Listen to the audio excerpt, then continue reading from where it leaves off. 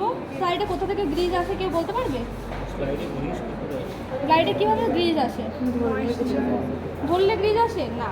স্লাইডগুলো কি একসঙ্গে হয়ে থাকে না, গায়ে গায়ে লেগে থাকে তো স্লাইডগুলো একসঙ্গে। তার মানে কি স্লাইডগুলো লেগে থাকে, তো আমি তো যদি গ্রিজ না থাকে, একটা অয়েল ভেতরে না থাকে, তাহলে কি সেই স্লাইডটাকে তো আলাদা করা যাবে না, জুড়ে থাকবে তো, তাই না? নর্মাল প্লেট গ্লাস কীরকম হয়, জুড়ে থাকে। এটা আমার নর্মালি টিস্যু পেপার দিয়ে করা উচিত, যেহেতু টিস্যু পেপার অ্যাভেলেবেল নেই আমার কাছে, সেই জন্য আমি কটন দিয়ে করছি। ঠিক আছে, আমি এটা প্রপার গ্রিজ ফ্রি করলাম। এবার হচ্ছে আমি এটা কি, এটার নাম হচ্ছে ইনোকুলেটিং। এটাকে আমি কি বললি, বল। এটা কি দিয়ে তৈরি হয়? এটা নাইক্রোম। এটা কেন লোহা দিয়ে তৈরি হয় না, আয়রন দিয়ে তৈরি হয় না কেন?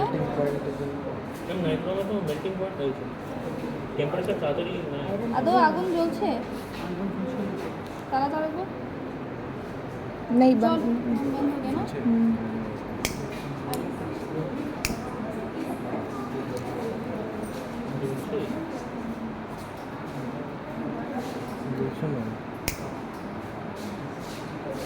দেখ রেডিট হচ্ছে, পুরো প্রপার রেডিট হলো আমার।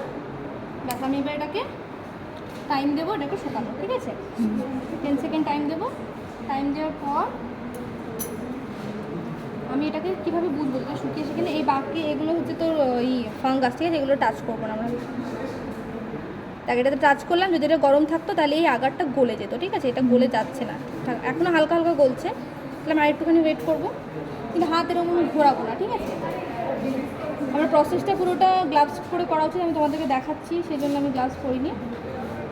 আচ্ছা, এবার আশা করছি শুকিয়ে গেছে। হ্যাঁ, এবার শুকিয়ে গেছে। ঠিক আছে, দেখো এখানে একটা কলোনি রয়েছে, আমি চেষ্টা করব একটা কলোনি নেওয়ার। এই যে ভেতরে যে দাগগুলো দেখছো তার মধ্যে একটা কলোনি রয়েছে। ঠিক আছে, কিন্তু সেখানে কলোনিগুলো কি মিক্সড আপ। তো আমি ফার্স্ট এখন যখন নিচে আমার কাছে কলোনি একটা আছে, আমি একটা কলোনি তুললাম, ব্যাস আমি সঙ্গে সঙ্গে এটাকে বন্ধ করে দিলাম। এনএস ওখানে একটা এনএস দাও, তুই ভিডিওটা না করে দেখ ওই এনএসটা। আমি স্লাইডটাকে প্রপার গ্রিজ ফ্রি করেছি। ঠিক আছে, স্লাইডে আমি স্মিয়ার বানাচ্ছি। আমি আবার আগুনটা জ্বালাম। এটা আমি কি করছি, স্টেরিলাইজেশন করছি, তাই না?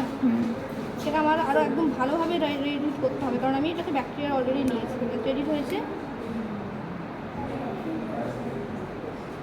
তুমি নর্মাল স্যালাইনটাকে আগেই নিয়ে নেবে তোমরা। ঠিক আছে, আগে নর্মাল স্যালাইন নিয়ে নেবে, তারপর আমি নর্মাল স্যালাইন একটা ড্রপ নিলাম, 1 ড্রপ নর্মাল স্যালাইন এনাফ। এবার আমি স্মিয়ার প্রিপারেশন করছি।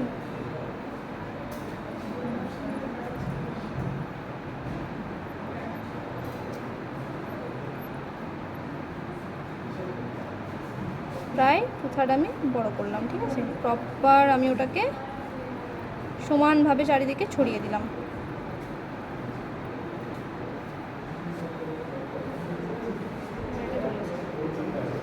এটার কিন্তু আমার কোনো কাজ নেই, কিন্তু আমাকে এটা রেডিট করে প্রপার স্টেরিলাইজ করে আমি তারপর এটা প্রপার স্ট্যান্ড থাকে, তো এখানে নেই, যাই হোক।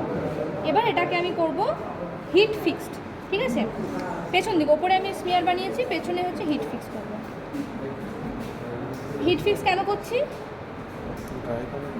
ড্রাই করার জন্য। কেন ড্রাই করার প্রয়োজন কেন মনে হলো?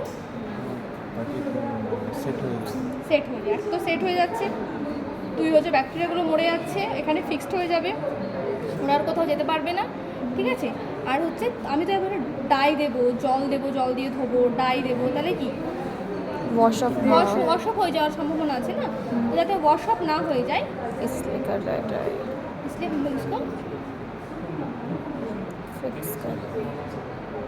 এটা নর্মাল স্যালাইন, এটা হিট ফিক্স হয়ে গেছে প্রপার, দেখতে পাচ্ছ। এবার আমি এর প্রসেসিং করব। প্রসেসিং আমি এখান থেকে ফার্স্টে আমি দেবো ক্রিস্টাল ভার। Very good.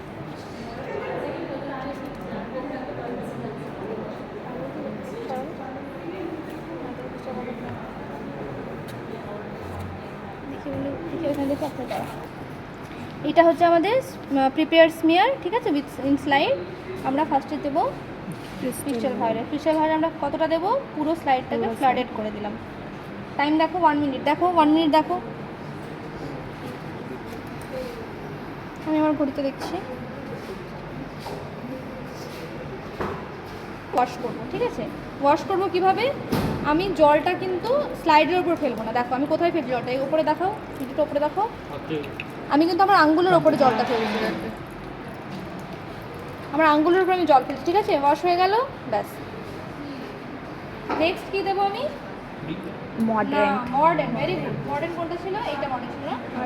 দেখো আমি তাহলে মডার্নটা কীরকম দেবো, পুরো স্লাইডটাতে ভর্তি করে ফ্লাডেড। আবার 1 মিনিট দেখো, আবার 1 মিনিট।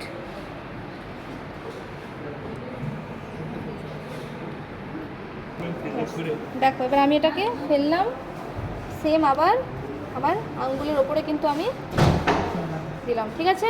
ওয়াশ হয়ে গেল, ব্যাস। নেক্সট কি দেবো, নেক্সট ডি কালার আইস। এটা হচ্ছে অ্যাসিডন, মানে আমি 2 থেকে 3 সেকেন্ডই রাখবো, একদম প্রপারই করো, ব্যাস হয়ে গেছে। সঙ্গে সঙ্গে ধুয়ে ফেলবো।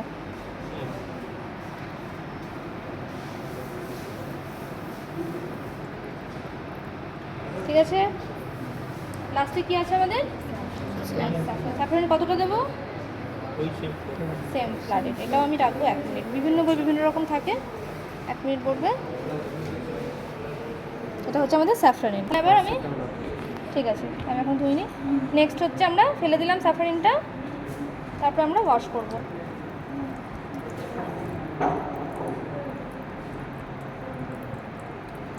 ওয়াশ হলো আমাদের প্রপার।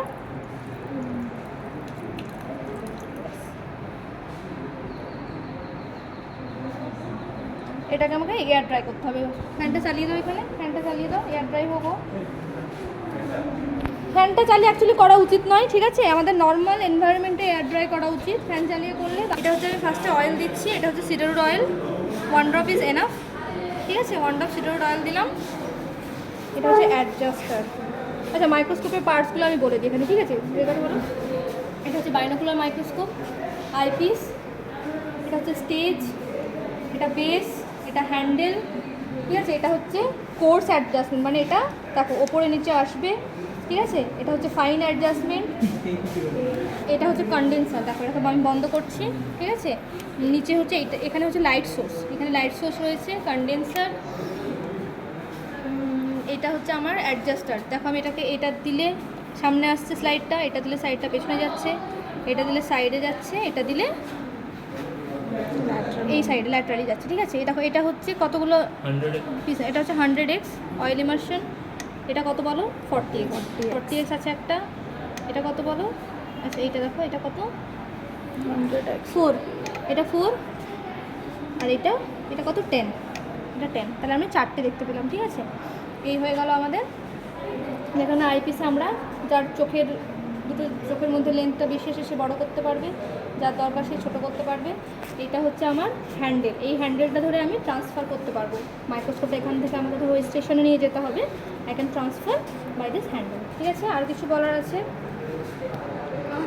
এটা বাইনোকুলার মাইক্রোস্কোপ, এখানে আছে দেখো ইউনিকুলার মাইক্রোস্কোপ। দেখো এখানে এই